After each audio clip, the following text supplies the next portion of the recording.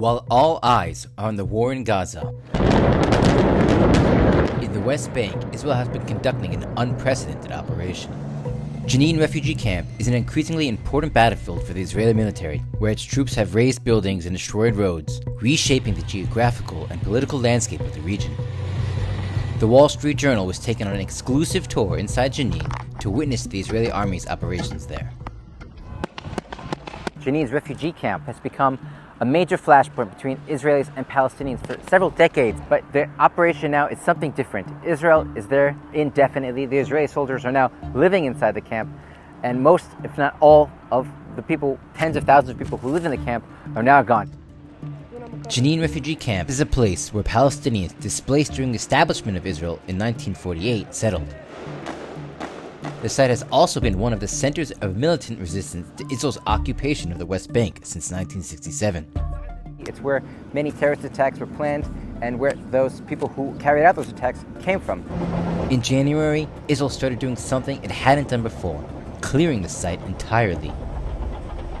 Now, Israel has carried out dozens, if not hundreds of raids inside this camp in recent years and several major military operations.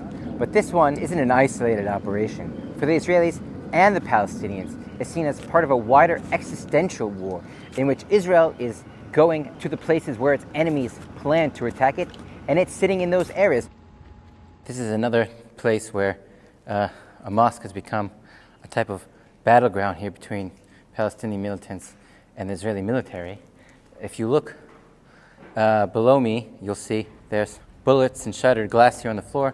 The Israeli military soldiers who accompanied us today said that these bullets that we see here, these are the shells, the bullet casings of the Palestinian militants who were firing down at Israeli soldiers in a nearby street. Israeli analysts and Palestinians say the Operation Jenin appears to signal a more aggressive approach by Israel that could reshape the West Bank physically and politically. You can hear right now shooting from inside the camp right behind me. Though most of the population, if not all of the population, is gone, I've never seen a single civilian here since I got here. But you can hear now the IDF is still fighting inside of the camp. That's because they say militants are able to sneak back in at times to lay down more IEDs when they're not looking or engage with Israeli troops. Israeli military officials say that forcing the militants out of the Jenin camp means they're no longer able to organize, leading to fewer attacks on Israelis.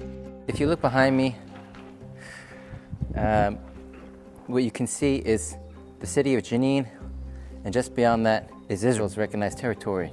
On the other side there, Israelis have been worried about a repeat of an October 7th style raid on Israeli cities or towns. The Israeli move came weeks before President Trump suggested moving Palestinians out of Gaza. The only reason the Palestinians want to go back to Gaza is they have no alternative. People who live in this camp are descendants of Palestinian refugees. Palestinians say Israelis are operating to demolish these camps and to remove the people from here because they no longer want to recognize the fact that Palestinian refugees have a right of return into Israel, and by removing them from the camp and demolishing the camp in general, they can take the issue of refugees off the table. Some Palestinians fear Israel is bringing its destructive approach to the war in Gaza to the West Bank. The severity of Israel's military operation in Jenin isn't as devastating, but it has essentially made the camp uninhabitable. But it remains unclear, as it does in Gaza, whether Israel has a plan for pacifying the area after the fighting, or how long it will take. There's no timeline for when the Israelis will leave. Israeli military has a whole battalion stationed here inside of the camp. They're setting up different outposts inside of the camp. They're widening the roads for Israeli military vehicles. They intend to be here for a very, very long time. Potentially, the Israeli military will never leave this area.